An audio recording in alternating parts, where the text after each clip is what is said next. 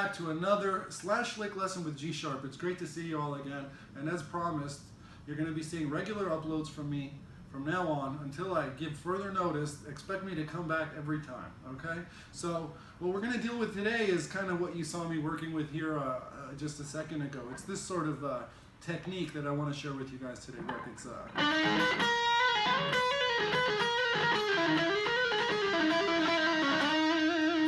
okay, so what we're going to deal with specifically is this sliding up technique that we do. The reason I tend to go beyond it is to kind of demonstrate to you guys the options that it opens up for you. And in fact, that's what you see me doing a lot of the time. I'll show you a technique, and then I'll expand on it to show you how that technique applies to going far beyond the specific lick that we're looking at. But learning the technique in the specific lick is what's going to open those doors for you. Okay, so the lick in specific, it looks like this. Something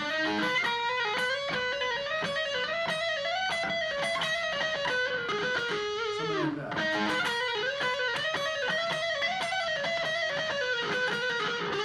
All of you slash heads out there, I'm sure you're very familiar with the sound of that. It sounds very slashy, and it's because, you know, this is his style. This is what he does. There's, you know, employing the pinky to slide up, to set your hand up for legato positions as you ascend the neck.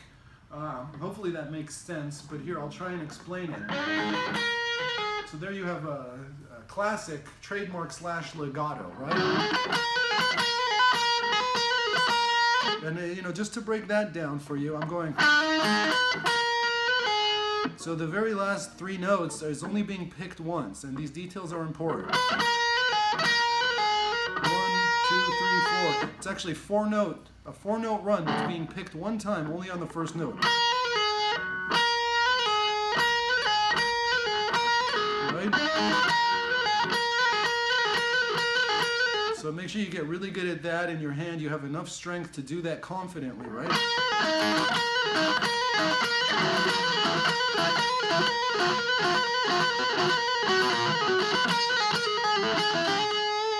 So you've got this. And so at the tail of that, what we're going to do is we're going to slide up. We're going to use the pinky to slide, and it's going to look like this.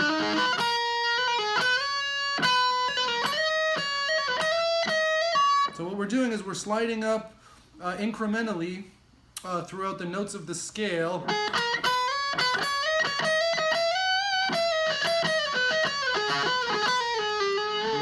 But we're doing it, we're sliding up with the pinky, and the reason that we're using the pinky is because it then positions our hand to execute the next legato in the next position up, and to do so in a way that's actually achievable, that your hand is already in position to do that. So now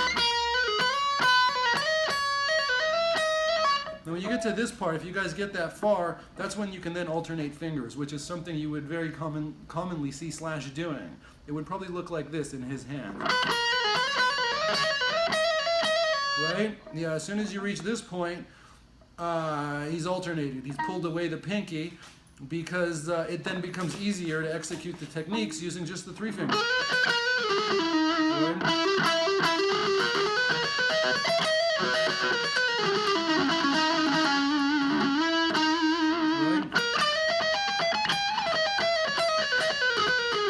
Right? Then again, as you begin to ascend, depending on what you're trying to achieve, there's always going to be a better option for the fingers that you use, and these things will eventually come to you instinctively. But let's get back to the lick. So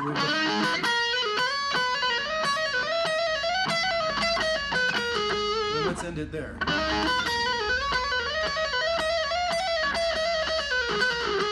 And by learning this and forcing your hand and building the strength to execute this, you're setting yourself up for to be able to pull off so many other things that then apply. Like, I'll give you an example, like a lick like this.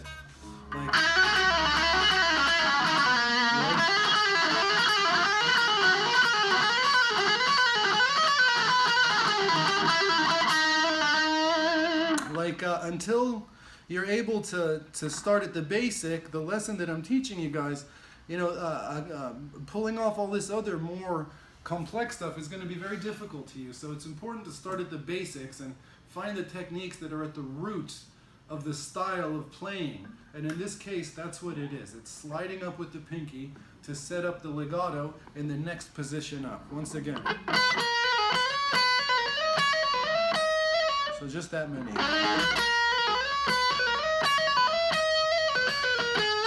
And that's a good place to kind of stop unless this is easy for you and you can go further. You can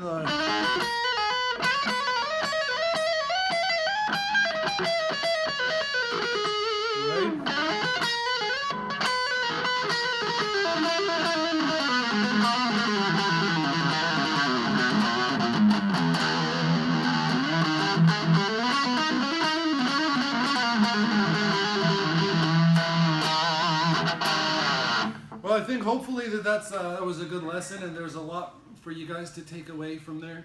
Again, if by viewing my videos you're able to just steal little bits here and there, and by steal I don't mean steal, they're here for you to take. They're free.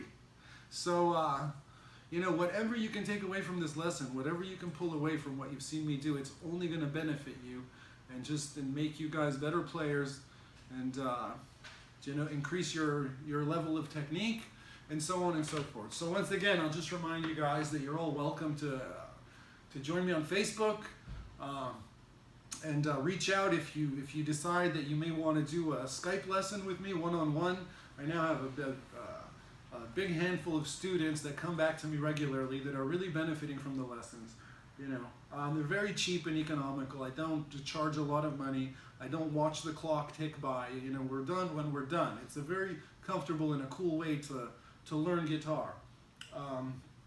So again, you're all invited and welcomed to hit me up, and if it seems like something you'd be interested in doing, please don't hesitate. Just ask and we'll get you set up. So hopefully this was helpful to you guys. Look out for me again next weekend. I'll be uploading regularly for you guys. You guys matter to me, and I hope you're all getting better and really kicking ass at guitar, because it's a wonderful thing. So again, remember our rule here at G Sharp Lessons: we practice and we practice and we keep practicing, and that's how we get there, and that's the only way to get there. So keep that in mind, guys. Great to see you all again. Signing off. Until next time. Cheers, guys.